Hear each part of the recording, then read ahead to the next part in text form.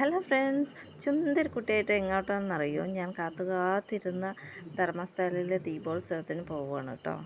അമ്പലത്തിന് മുന്നേ ഒരു 5-6 കിലോമീറ്റർ മുന്നേ തന്നെ ഡെക്കറേഷനൊക്കെ തുടങ്ങിയിട്ടുണ്ട്. ലൈറ്റിങ്സും അടിപൊളിയായിരുന്നു കേട്ടോ.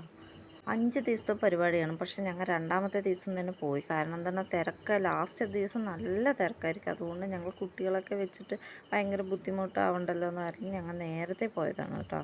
ആദ്യം ഞങ്ങൾ പോയത് പുറത്തുള്ള കടകളിലേക്കാണ് കേട്ടോ. ഈ ചേട്ടനെ കുറിച്ച് പറയാൻ കൂടുതലുണ്ട്. ആ ചേട്ടൻ്റെ കടയിൽ ആരും വരുന്നില്ല, ഞാൻ പറയുന്നത് കേൾക്കുന്നില്ല, ആരും ഇത് കേട്ട് നിൽക്കാൻ പോലും ആരും ഉണ്ടായിരുന്നില്ല. അപ്പോൾ എനിക്ക് സങ്കടം തോന്നിയപ്പോൾ ഞാൻ പോയി വീഡിയോസും അവിടെ പോയി കുറച്ച് നേരം അയാൾ പറയുന്നതൊക്കെ കേട്ടുകൊണ്ട് എങ്ങനെയും നിന്നാണ് കേട്ടോ. അത് കഴിഞ്ഞ് കുറച്ച് സാധനമൊക്കെ അവിടെ നിന്നും ഞങ്ങൾ അല്ലറ ചില്ലറയൊക്കെ പെറുക്കിയെടുത്തു. അത് കഴിഞ്ഞ് നേരെ ഞങ്ങൾ എക്സിബിഷൻ ഹാളിലാണ് കേട്ടോ പോയത്. അവിടെ ഇങ്ങനെ പഴയ കാലത്തുള്ള കാര്യങ്ങളൊക്കെ ഉണ്ടായിരുന്നു. അതൊക്കെ എങ്ങനെയാണെന്നൊക്കെ പറഞ്ഞ് അപ്പുവിനെയൊക്കെ കാണിച്ചു കൊടുത്തു.